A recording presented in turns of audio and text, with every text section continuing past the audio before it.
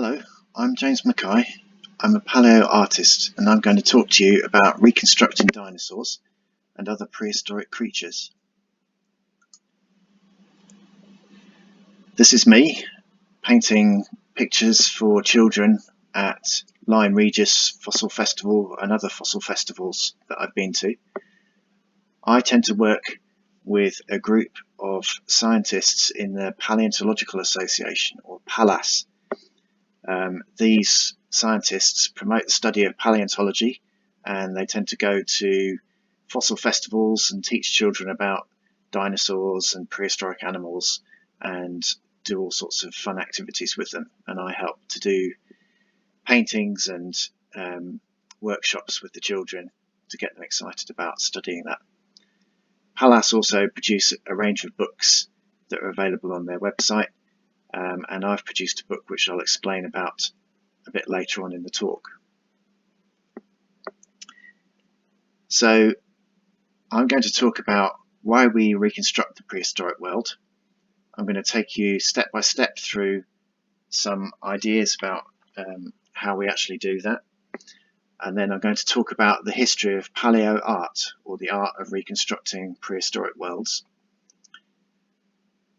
Then I'm going to talk about the dinosaur renaissance, new ideas, and then talk about my own work and examples of how I've approached reconstructing prehistoric animals. So this is a magazine cover that I did for Nature magazine, which came out earlier this year. On the left you can see the finished artwork. On the right are a series of sketches that I worked on with scientists in order to come up with the final version of this. So this is a forest from Antarctica in the Cretaceous period, about 90 million years ago. And scientists went to the Antarctic and discovered a fossil forest which they had the evidence for in terms of pollen and root remains. They brought these back to Europe to study, and they wanted to do a paper about them. So why is it important to have visuals, have paleo art, art to show the ancient world? Well, it helps us to understand and popularize ideas that scientists have about the world and about how our climate changes. So this forest in Antarctica was almost near the South Pole. At the time, the world was very, very warm, and there were likely no ice caps at the poles. And this was because of high greenhouse gas levels in the atmosphere. And greenhouse gas levels, obviously, greenhouse gases obviously make the atmosphere warm up, and that's the kind of thing that we're going through today. So I was very excited to be involved in this picture because it helped to help the public understand how climate has been affected by greenhouse gases in the past, and hopefully make people more aware of climate change that is occurring at present. I worked with all the scientists involved, and we went through a really painstaking process of working out what kind of picture this was going to be, what kind of forest was represented. So it was really interesting. The scientists themselves were not particularly certain at the start about what was represented in the remains that they'd found. So it was really exciting to work with them, and my artwork helped them to appreciate exactly what they were dealing with. And I hope that the final piece was something that was able to be seen by lots of different people who would now understand a bit more about ancient climates. So this picture looks very dull. There's hardly anything in it. It's a picture of a muddy sea bottom 200 million years ago. And you might wonder why I'm showing you this picture. But this is the sort of place that would be a fossil site. So animals and plants often will not be preserved unless they're preserved in thick mud where there's no oxygen. And that tends to happen at the bottom of a stagnant lake or a stagnant seabed, somewhere where it's really nasty, where bacteria can't even live, that break down dead bodies and decompose things. On land, the same kind of environment could be represented by a swamp, somewhere really muddy and horrible, where animals might fall in and their bodies would be preserved there. And obviously, most animals and plants don't live in those kinds of environments, so we're only looking at a particular set of remains where they actually were preserved in that environment, and this is the best kind of environment. So we have to use our knowledge to work out what the environment was. In this case, animals would have been swimming around and living in the water column. Giant marine reptiles, fish, ammonites, all these kinds of animals would have been there, but we only know about them because they happen to swim through this particular horrible place where they were preserved. And when they get preserved, we dig them up and find the bones, as in this picture. And how do we get from here to here? So this is a picture of the Cretaceous period, about 125 million years ago, full of animals, full of plants, all interacting with each other. So the artwork that a paleo artist does takes those bare bones that are preserved in those unusual environments and puts colour and flesh on them. So firstly, we start off putting together the bones. We put together the bones,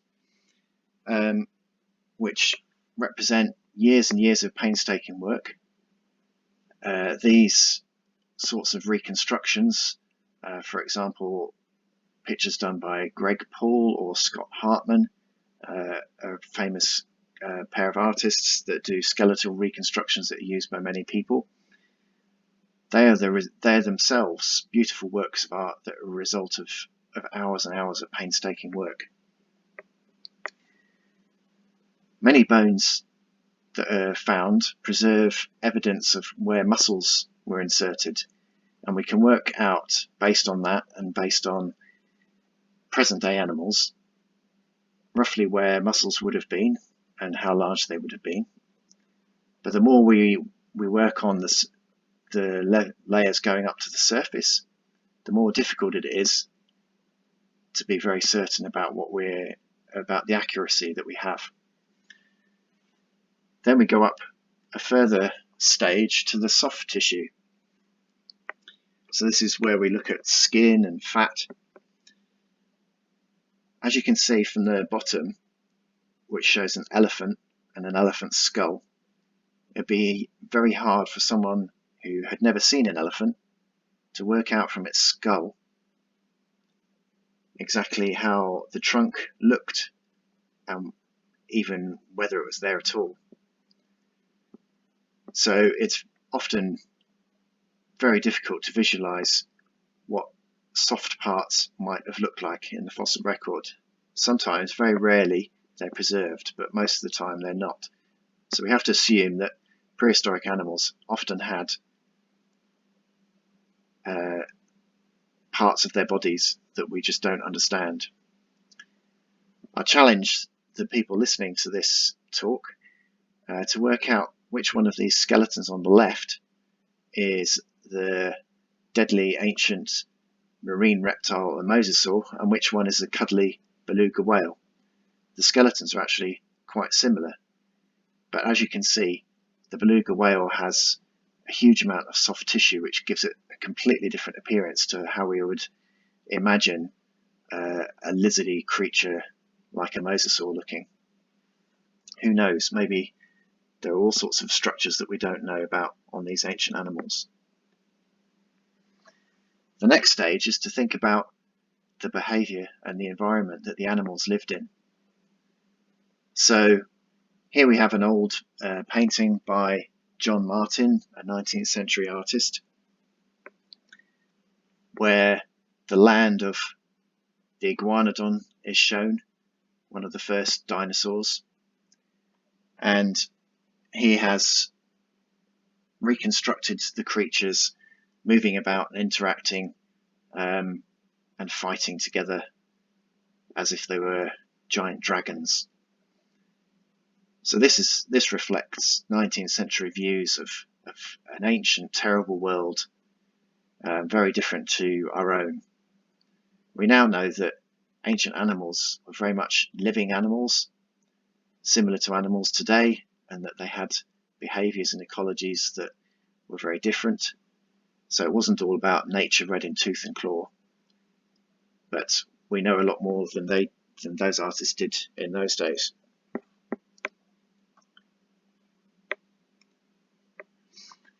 Here is one of my sketches where I was inspired by watching animal behaviour in a local park. So I saw a group of crows who were chasing a squirrel and trying to steal its nuts. And to me, the crows looked a lot like raptors.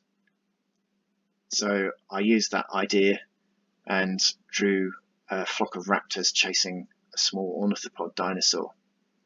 So it's through observation of the natural world around us that we can understand the ancient world better and imagine all sorts of different life strategies and experiences that animals would have had in ancient times. Here is another picture of Antarctica, another reconstruction of an ancient forest. You can see that there are different sorts of trees depending on where they are in the landscape. So at the top in the highlands we have monkey puzzle trees, and down near the river we have southern beech trees, and there you may have had lots of different sorts of dinosaurs living. So animals live in specific habitats, and trees and plants form into different communities, and this is what we need to be very aware of when we do reconstructions. So it's very difficult to just show a creature on a nondescript background. We have to really think about what was there, what plants were there, what kind of atmosphere it was, what kind of climate, and what kind of landforms were there.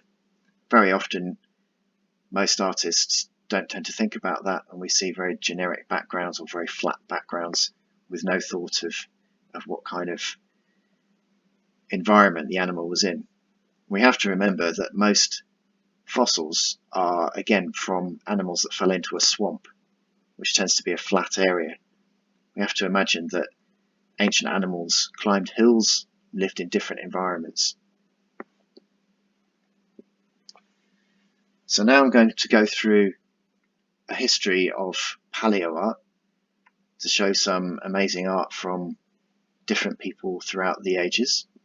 So dinosaurs and prehistoric animals were first began to be understood in the early 19th century. And here we have some of the first representations of prehistoric creatures.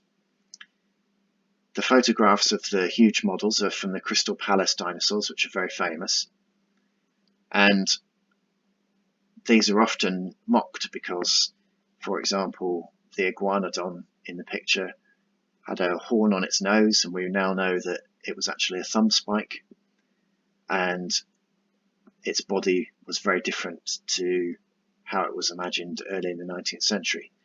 But what we have to think about is that these were some of the first depictions of these creatures that were ever done, and it's amazing how accurate and how high and what quality these were. So these were beautiful depictions, very high quality, using all the knowledge that they had at their disposal. And some things they got wrong, but it's really amazing how much they got right.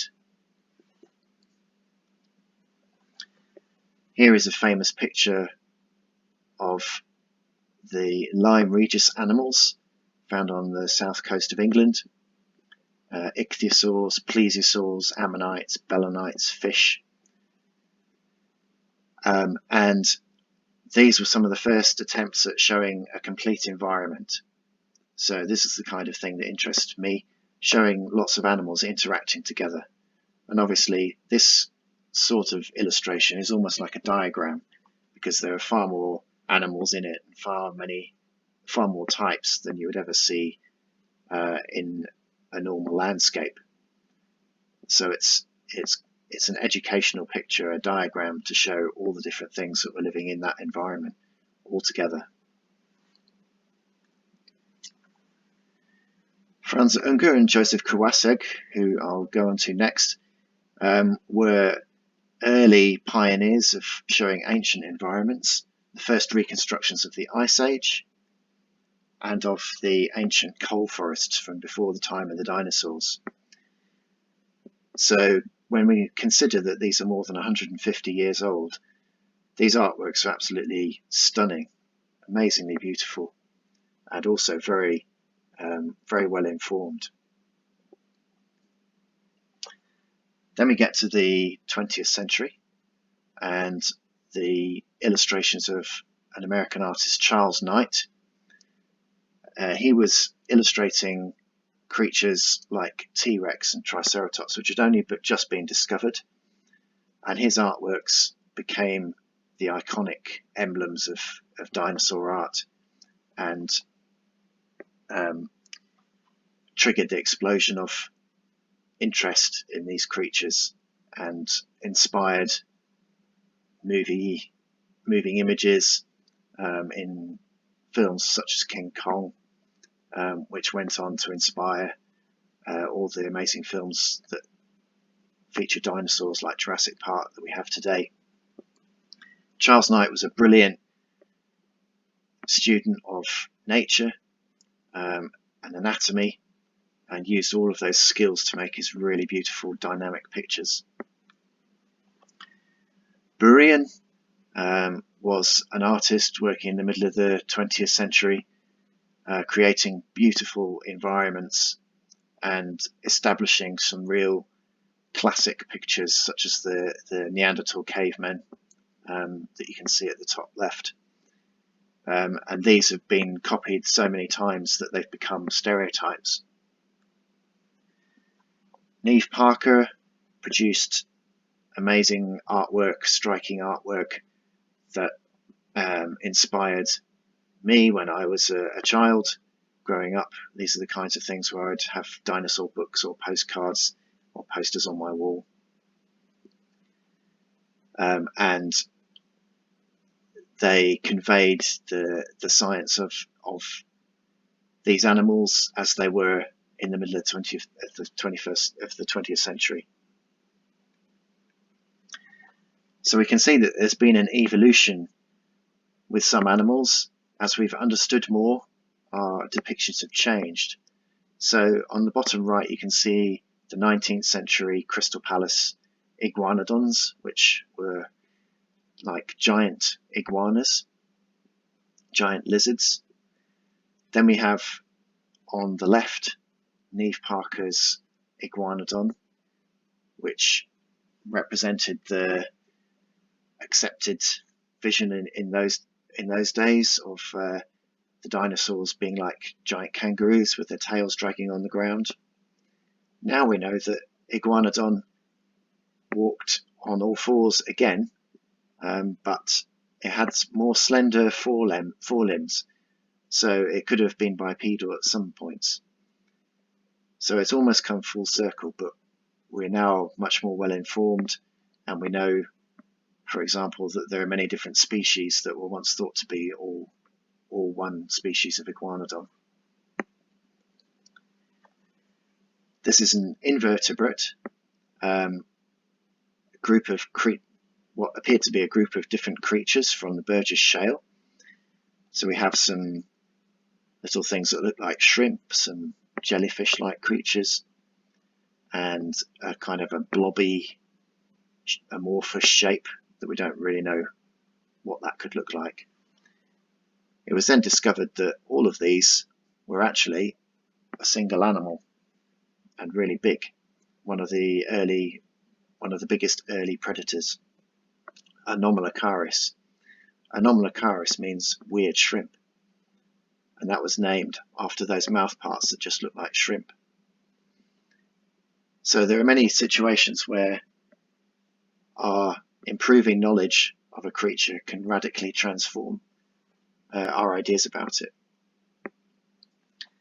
In the middle of the 20th century, there were what I call the dinosaur doldrums, where dinosaurs were characterized as being sluggish, slow, stupid behemoths that just sat around in a swamp all day.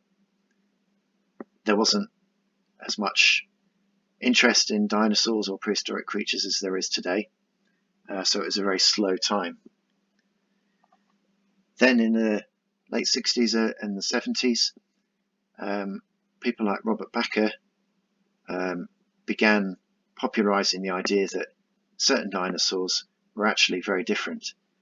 So there were discoveries of what are now known as the raptors, like Deinonychus. Robert Bakker, who was a scientist but also an amazing artist, popularized the idea that these creatures were intelligent, and fierce and fast.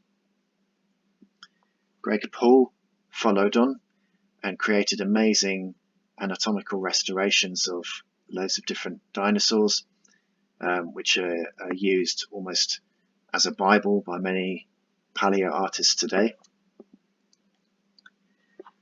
Artists like Doug Henderson improved our understanding of environments and how to depict them through, again, studying nature and producing wonderful atmospheric shots to show different climates, different conditions.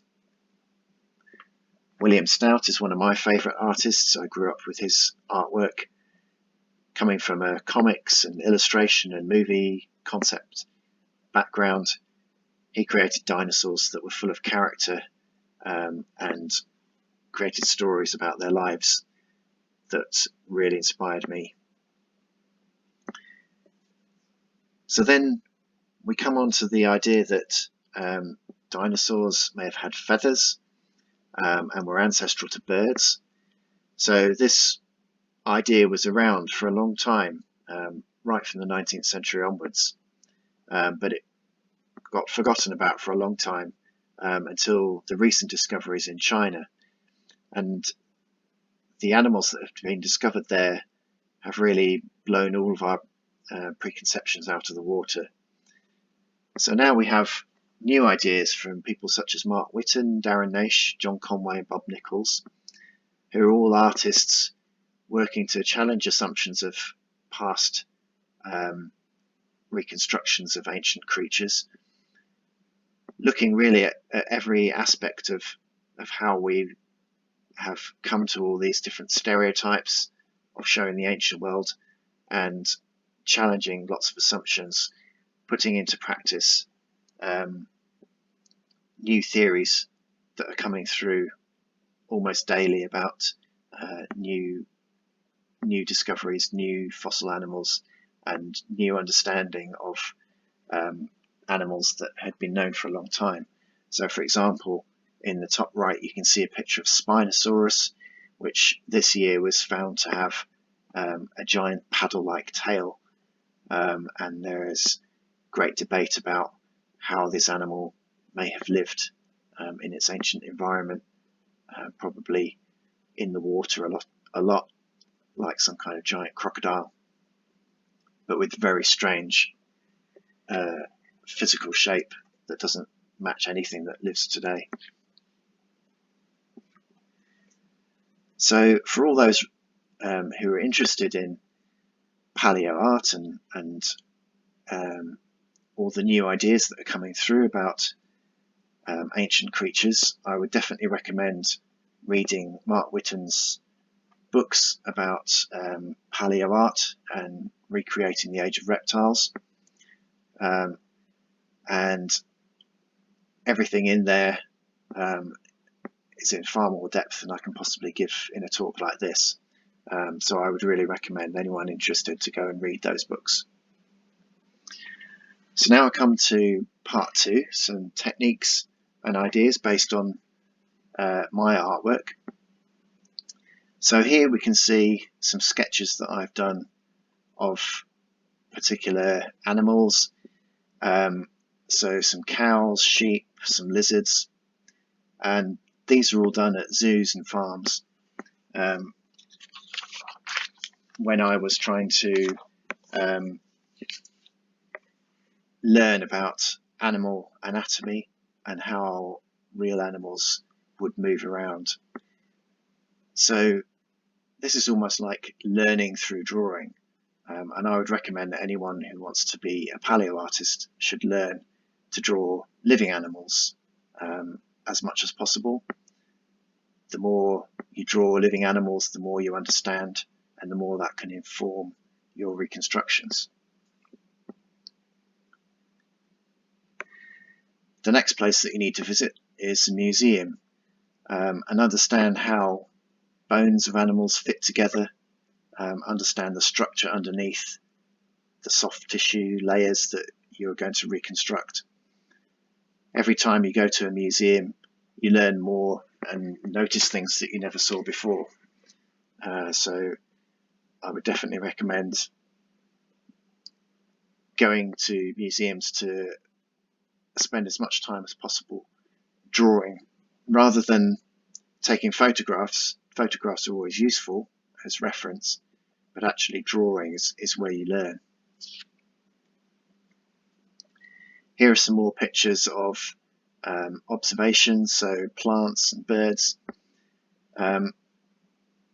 Many plants of the prehistoric world, like the monkey puzzles and strange ferns, have a very different look to the plants that we see today in our landscape. So it's definitely worth going to botanical gardens and looking at the more ancient species of plants and seeing how they may have looked. Here we can see at the bottom some drawings of a golden pheasant where I was recording the colour, and this went on to become a study for reconstructing a theropod dinosaur. Here is a picture of an ichthyosaur.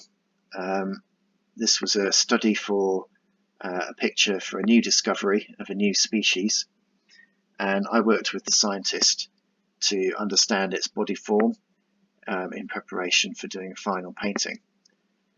So in the next picture you can see that we slightly changed the body shape and lengthened the jaw slightly and made it slightly thinner. These are all really subtle things that I would never have picked up on myself. I was only able to understand this through working with the scientists, so it was a true collaboration, and that's the kind of the most interesting and the most valuable form of work that I can do. And here is the final piece. So this is Wirlisaurus macerae, and when I reconstructed this, I did a lot of research into different sorts of sharks and dolphins to give a kind of a plausible skin coloration and reflections of the sea surface and light on the animal. Some more reconstructions of marine creatures. Again, this is Lyme Regis, so this is the same area that we saw in the 19th century illustration from Henry de la Beche. But I decided to tackle this by showing some of the giant ammonites that you can find on the beach at Lyme Regis alongside a very small ichthyosaur. So really turning it round and putting the focus on the invertebrates rather than the ichthyosaurs and plesiosaurs that you normally see in the foreground. So again, it's challenging assumptions. I'm very interested in showing depictions of animals that don't normally get visualized. So here we can see graptolites, which are the creatures that look like quill pens floating in the water, and conodonts, which were the eel creatures that are down towards the bottom right.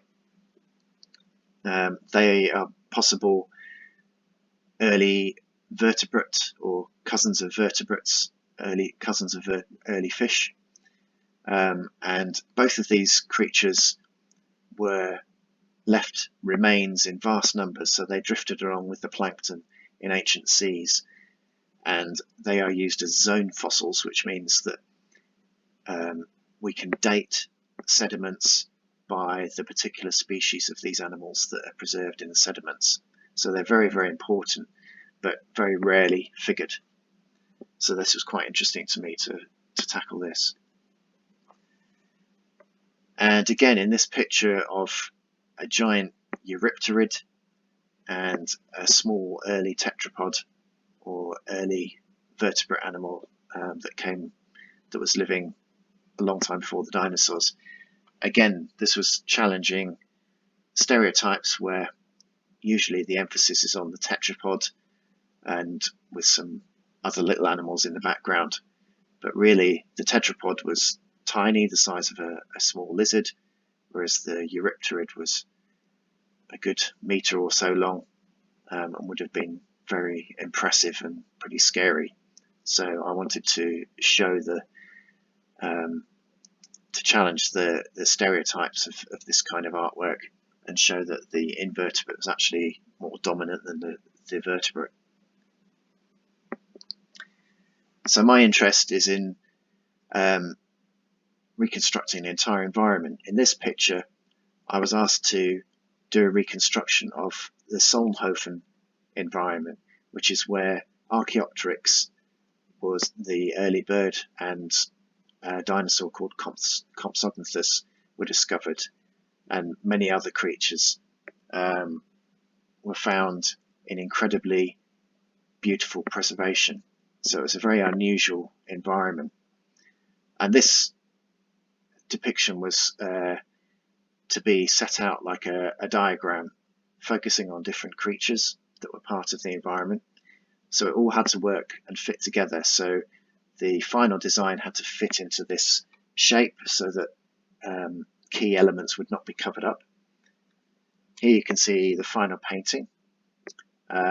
So there will be the other layers on top of it for the explanation of the environment. But I was very pleased with this picture because, as well as being educational in terms of showing all the different aspects that were there and all the content that needed to be shown in the actual diagram, it's also a really nice picture to give people an idea of an overall impression of the environment. Here is a pencil sketch for a large painting for a book that I was asked to do. This was the one version, and this was another version. So there were two different time periods represented, and eventually the first version was chosen. The way that I work is with acrylic paints on board, and what I normally do once I've done the pencil sketch is to draw with the paintbrush all the black and white areas, the shadows and the line art, and then start to build up washes of colour over that and create a colour scheme. And the colour scheme for this painting was a dusty, hot environment at sunset with lots of dinosaurs charging across the mudflats. So here is the final artwork for that picture. And all of the different animals in there were all worked out separately in terms of their anatomy and the composition through working with the scientist who commissioned the artwork. So here are some of the books that I've illustrated with my work. So if you're interested, please have a look at those. So Dinosaurs of the British Isles by Dean Lomax and Nobumichi Tamura. Features a few of my pictures.